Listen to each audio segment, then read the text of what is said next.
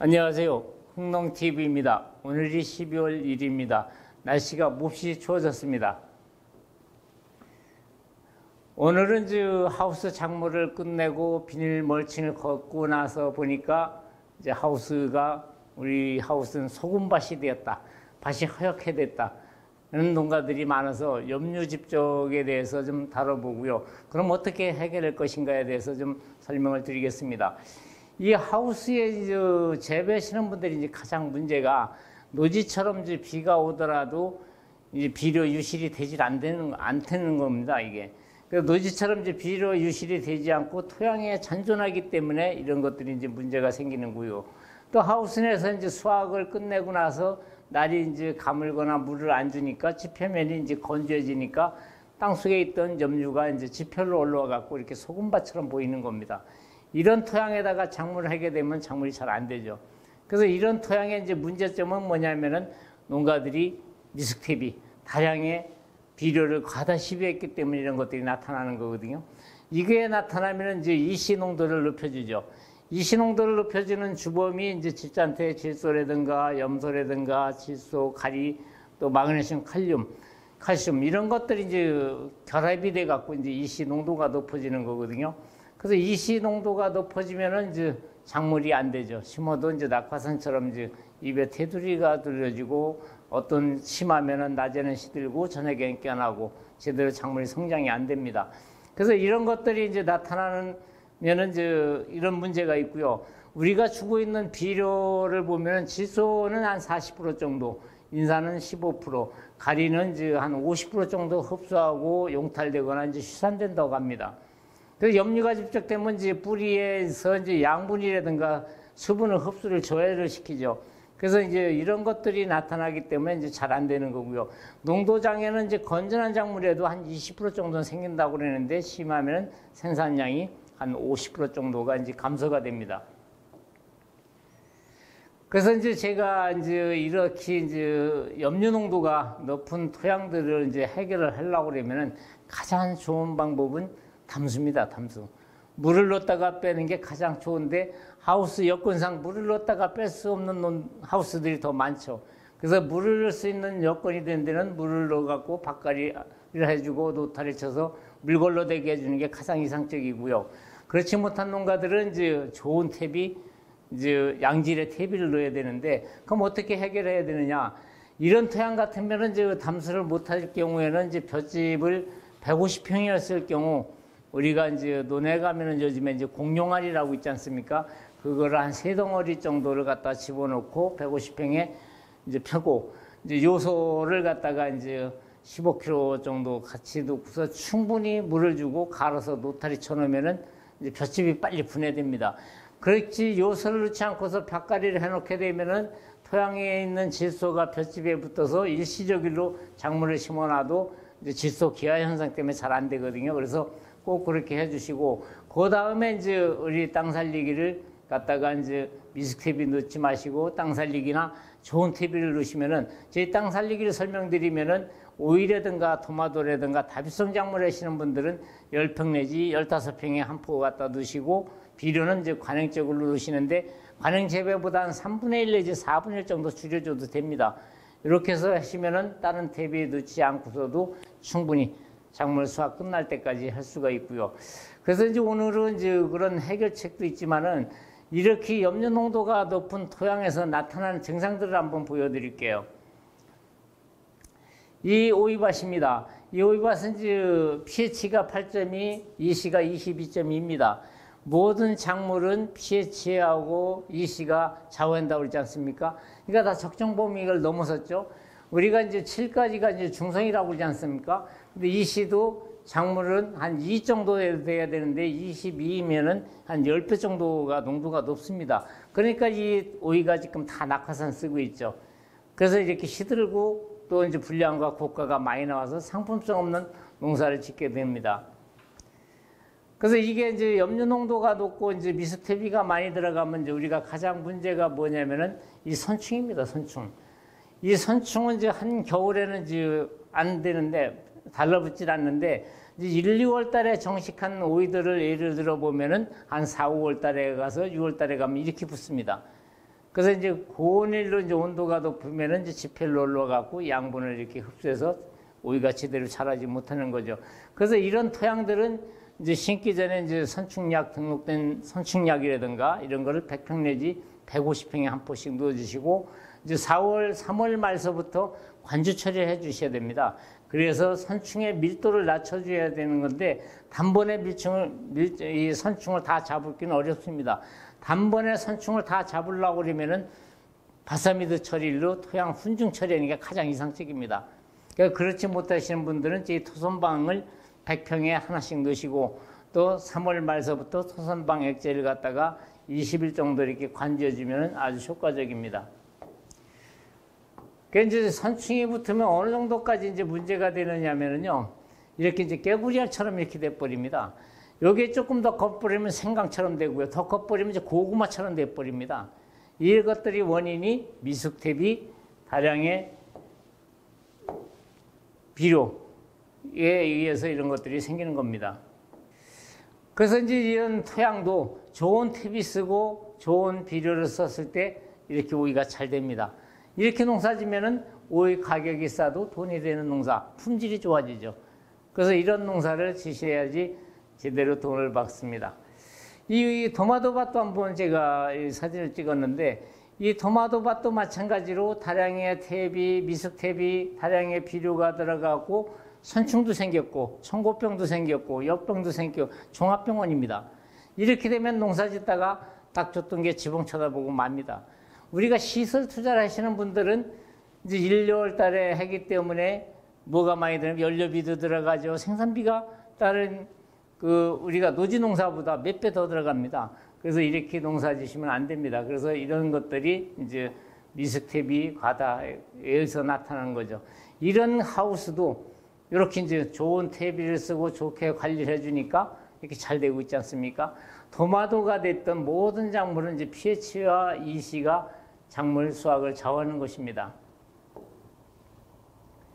또 이제 이런 미숙탭이가 많이 들어가면은 이제 8, 9월 달에 돼버리면 이제 작은 뿌리 파리가 발생이 돼 갖고 이제 작물을 또 시들게 만들죠. 이것도 이제 토양 속에서 뿌리에서 나타나니까 이 유충들이 뿌리에서 양분을 갖다가 저기 하니까 지금 작물들이 제대로 안 되죠. 이 유충이 이제 흡집을 해버리니까 이것들이 안 됩니다. 그래서 이제 이거는 작은 뿌리 파리는 이제 토마토라든가 오이라든가 특히 딸기 농사 지시는 분들이 이 피해가 많습니다. 이 부추농가도 마찬가지입니다.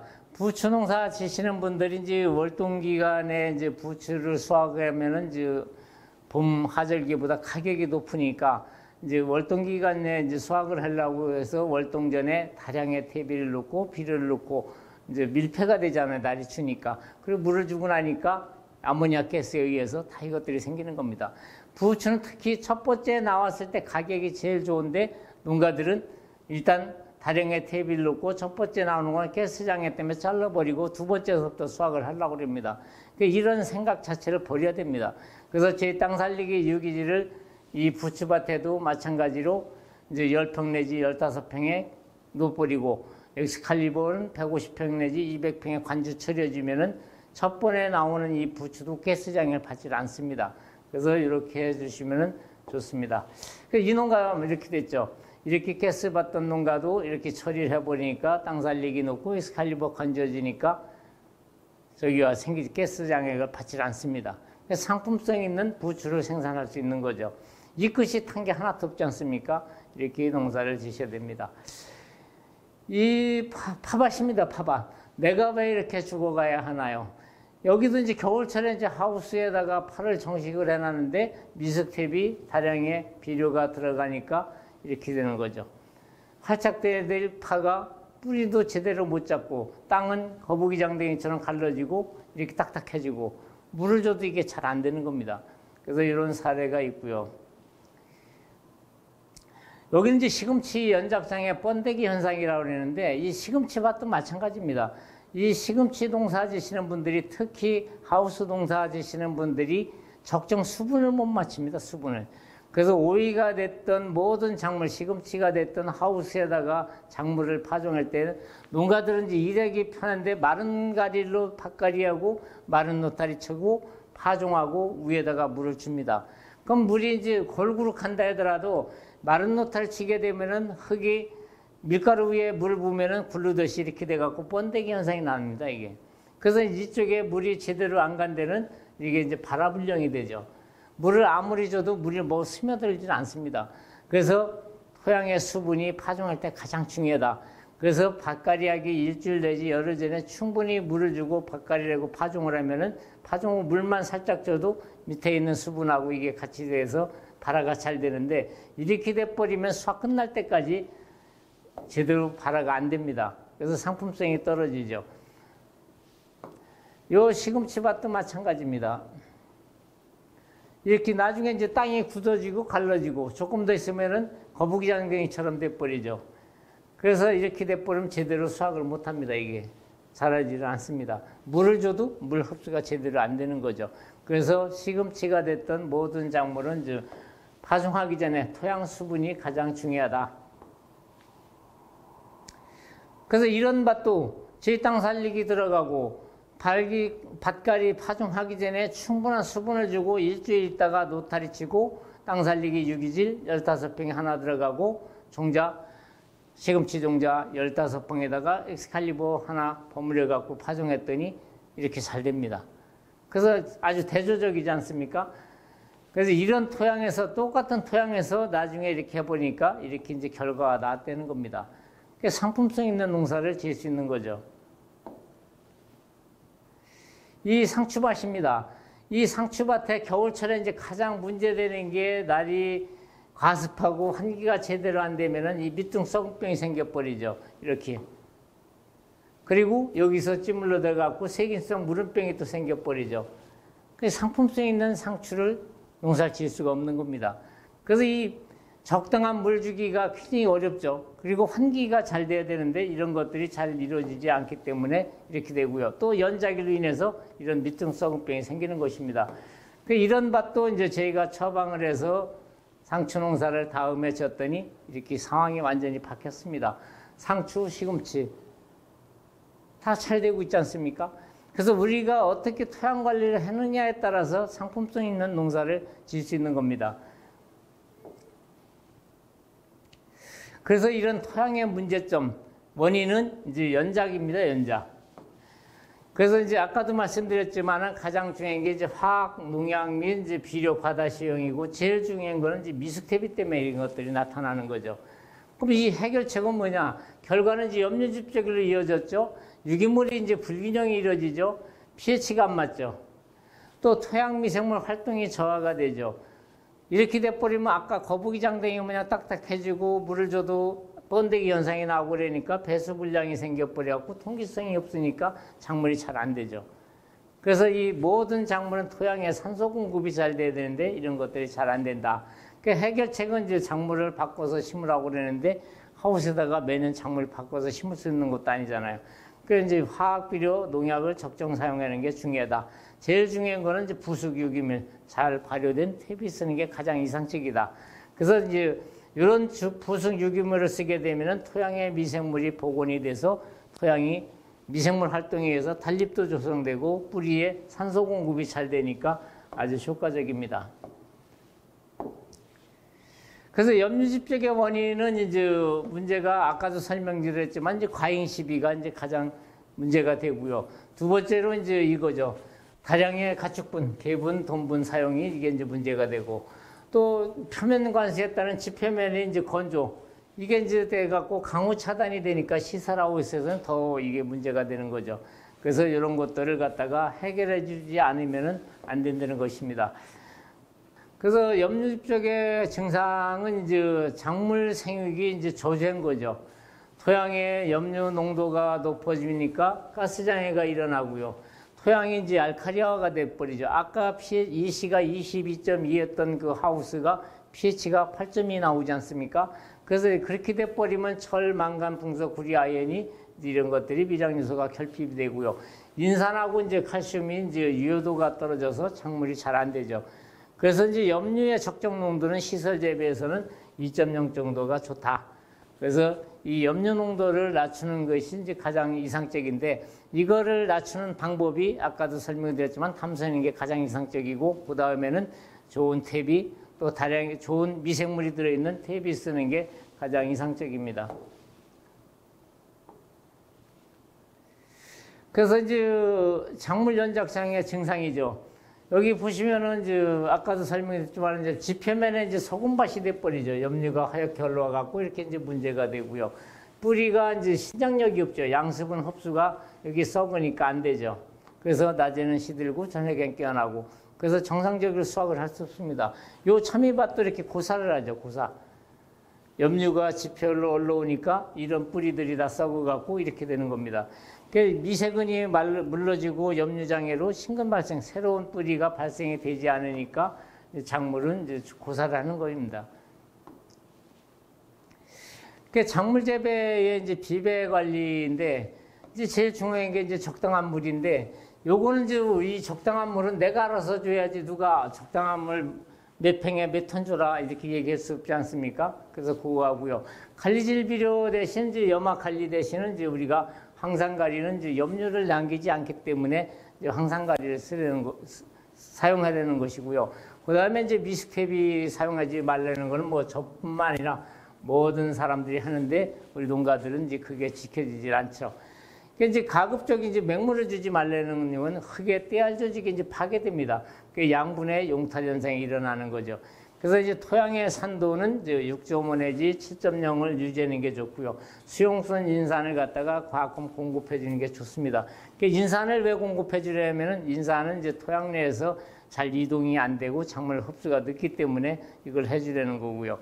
그래서 이제 물 1톤에 질산가리라든가 인산가리도 이렇게 액비로 녹여서 사용하면은 아주 효과적입니다. 뿌리 기능과 이제 내병성인데, 이 뿌리입니다. 이게 뿌리. 이 뿌리인데, 작물은 이 뿌리에 누트캡, 이제 골무라고 그러는데, 이 근모 발생이 잘 돼야 됩니다. 근모. 그래서 뿌리가 정상적일 때는 그 호르몬이 생성되는데, 옥신하고 사이토카닌 이게 바란스가 맞아서 병 발생 억제를 시켜주는 겁니다. 그래서 물과 영양분 흡수가 제대로 이루어지는데, 우리가 이제 뿌리의 기능이 나빠져 버리면은 병균이 일단 침입을 하죠. 아까 보셨죠? 뿌리 끝이 짓물르고 이렇게 돼버리니까, 또 분비물이 유치되니까 유해균이 침입이 돼갖고 뿌리에서 분비물이 배출려 잠자는 곰팡이를 깨우기 때문에 이제 역병이라든가 시드름병이라든가 균핵병이라든가 이런 것들이 나타나는 원인이 되죠. 그래서 이런 것들을 막기 위해서는 이제 건전한 토양을 만들어줘야 되는데, 아까 같이 생집이라든가 좋은 퇴비라든가, 그렇지 않으면 제 땅 살리기 유기질에다가 또 육묘가 됐던 종자 처리할 때 엑스칼리버 골드를 갖다 버무려서 파종하거나 육묘로 침지 처리하면은 이런 거로부터 훨씬 더 효과적입니다.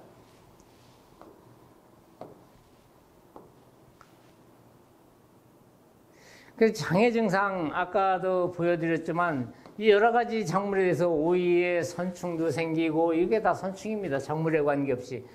이 근모 발생이 안 되죠. 작은 뿌리 발생이 돼야 양수분을 흡수했는데 이게 안 되니까 작물이 시들죠. 여기 또 뿌리가 썩었죠. 여기도 뿌리가 발달이 안 돼 있죠. 심은 채로 그대로 있는 겁니다. 이 굵은 뿌리에서는 양분 흡수가 안 됩니다. 이렇게 근모가 발생돼 줘야 되는데 이것들이 안 되는 거죠. 도관이 썩어버리죠. 이제 역병 이런 것들이, 요 지재부가 또 썩어버리죠. 이런 것들이 생기기 때문에 작물을 제대로 수확할 수가 없는 겁니다. 그래서 이런 것들이 모든 원인은 뿌리의 장애인데, 이제 미스텝이라든가 과다 시비에 또 과습에 의해서 이런 것들이 나타나는 거죠. 중요한 거는 뿌리가 튼튼해야 지상부가 튼튼하다. 그래서 지상부가 시들으면 뿌리부터 조사를 해보시면 됩니다. 그래서 이런 것들이 미스텝이 다량의 비료에 의해서 많이 생긴다는 것입니다. 뿌리에 장애를 주는 요인 이렇게 되는데, 뭐 설명드릴 것도 없죠. 뭐 아까도 얘기했지만은 이 미스텝이가 되면은 이제 부패 세균이 발생되고 병원성 세균이 오염되고 생물학적 독소가 나오고 가스 장애가 생기고요. 과도한 살충제라든가 화학농약을 해서 미생물이 이제 활동이 저하가 되죠. 그러니까 유효 미생물이 사멸이 돼 버리니까 부패, 병원성 미생물이 우세를 하니까 이제 부패균이 더 세니까 이제 뿌리 썩은 병, 역병, 시드름병의 원인이 되죠. 이런 것들이 이제 과도한 시비, 염류는 이제 염류장애를 일으키고 양분의 불균형을 일으켜버리고요. 이렇게 돼버리면 이제 통기성이 불량화돼 갖고 산소 공급이 잘 안 되는 거죠. 토양이 부패하면 이제 뿌리도 부패합니다. 뿌리도. 그래서 환경이 부적응하면은 세균이 발달이 저해가 돼 갖고 뿌리가 괴사를 해버리죠. 양분, 수분 흡수를 저해를 시켜버리죠. 그 시드름병이 유발되니까 이제 생리장애가 생겨버리죠. 토양의 미량 요소라든가 이런 게 있더라도 이제 흡수를 못하고 있는 거고요. 자기 방어 능력을 상실시켜버리죠. 질병을 유발하죠. 이런 것들이 이제 토양 뿌리에 장애를 주는 요인들입니다. 그럼 이런 요인들을 막으려면 아까도 말씀드렸듯이 엑스칼리버 골드를 갖다가 육묘 침지해서 관지 처리하게 되면은 엑스칼리버 골드는 토양병으로부터 뿌리로 보호를 받고 새로운 밝은 촉진 효과가 있고 또 성장기 내내 이제 양분을 흡수하게끔 촉진시켜주는 역할을 하고 조금 전에도 말씀드렸지만 이 자기 방어 능력을 갖게 만들어집니다. 그래서 이런 것들을 갖고 있는 것이 땅 살리기 유기질 엑스칼리버의 이런 기능을 갖고 있습니다. 토양 병원체를 분석해 보면 이제 가장 중요한 것은 뿌리가 병들기 전에 철저히 예방하는 것이 이제 최선입니다. 작물 뿌리를 병들게 하는 주요 병원체는 이제 식물의 기생 선충 이런 것들이 발생돼 버리면 이제 뿌리가 썩고요. 병원성 곰팡이가 발생되면 이제 뿌리에 감염돼 버리면 이제 시드름병이라든가 균형병이라든가 이런 것들이 생겨버리고요.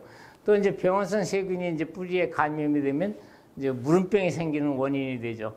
또 이제 이 작은 뿌리 파리가 생겨서 양분을 갖다가 이제 뿌리에 가해갖고 양분 흡수를 이제 못하게 만드는 이런 것들이 생기죠. 그래서 이제 뿌리의 질병은 이제 복합병으로 오기 때문에 복합적인 예방 및 방제가 가장 중요하다. 이런 것들을 하기 위해서는 이제 양질의 퇴비를 쓰는 것이 가장 이상적이고 사전에 방제하는 게 좋고 등록된 약재를 갖다가 살포하고 작물을 재배하는 게 가장 이상적입니다. 그 기상조건과 이제 환경관리 기술인데 이상기후에 의한 생육장애 양상입니다.